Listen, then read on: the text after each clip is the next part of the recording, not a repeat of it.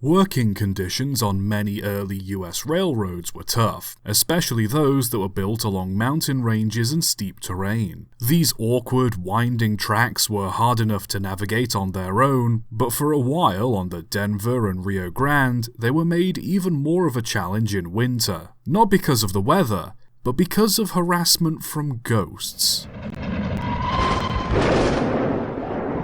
Completed in 1881, the narrow gauge line that ran through Marshall Pass in Colorado was an important part of the Denver and Rio Grande Railroad. The line carried goods and passengers alike, but its most notable service was the Shavano passenger train that it ran daily. During the late 1880s, however, drivers on the railroad became hesitant to work the route as more and more men began to report that they were being chased by a ghost train while traveling the pass, some even quitting because of it. One winter evening, driver Nelson Edwards and fireman Charles Whitehead were getting ready to work the Shavano as usual. Snow and ice on the line would make the journey difficult, a bridge along Marshall Pass was reported to be damaged, and a rail just afterwards was broken. But both were safe enough to cross over, provided the driver was careful, and Edwards was more than experienced enough to handle it. Setting off, the first leg of the journey went smoothly, but as the train passed through the first set of snow sheds, an engine whistle echoed from the distance. The bell in the driver's cab suddenly rang, meaning the conductor was signalling for the train to stop.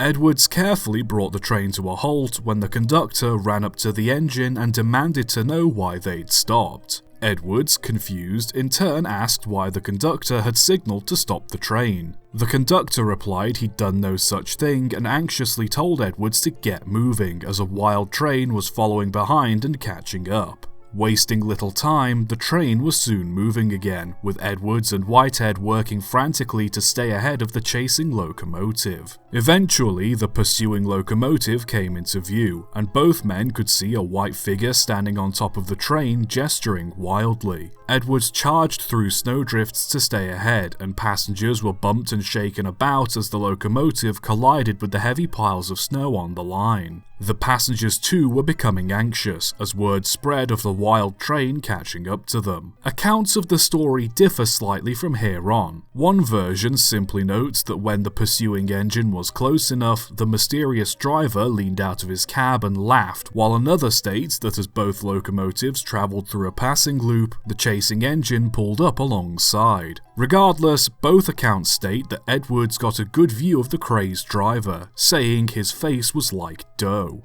The chase continued on, both trains quickly approaching the damaged bridge and making it across without incident. Then, up ahead was the damaged rail. Accounts of the story again differ here. One version states that Edwards spotted a group of section workers on the tracks ahead and applied the brakes to avoid hitting them, only to skid right through them, vanishing as if they weren't there. Another says that Edwards spotted a waving red light ahead and applied the brakes, fearing he was about to hit the rear end of another train. Regardless, as soon as Edwards' train stopped, the pursuing train seemingly leapt from the tracks at the broken rail and plunged down the side of the mountain. Both Edwards and Whitehead watched the wreck, but didn't hear it land. After collecting themselves, they continued the run to Green River in peace. But as the journey came to an end, Edwards found a poorly scrawled message on the frosty glass of the engine's cab, reading, "A freight train was wrecked as you saw. Now that you saw it, you will never make another run. The engine was not under control, and 4 section men were killed. If you ever run on this road again, you will be wrecked." Edwards understandably quit that morning and went to work for the Union Pacific.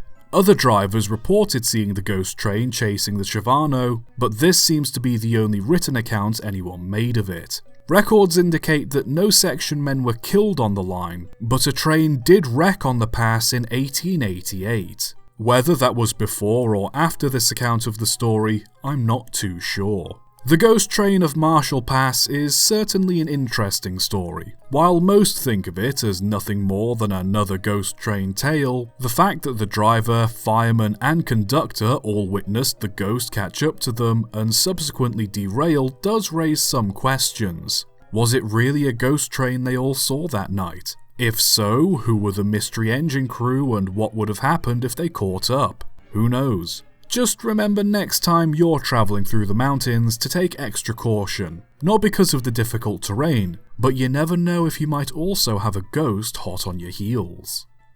Subscribe for more.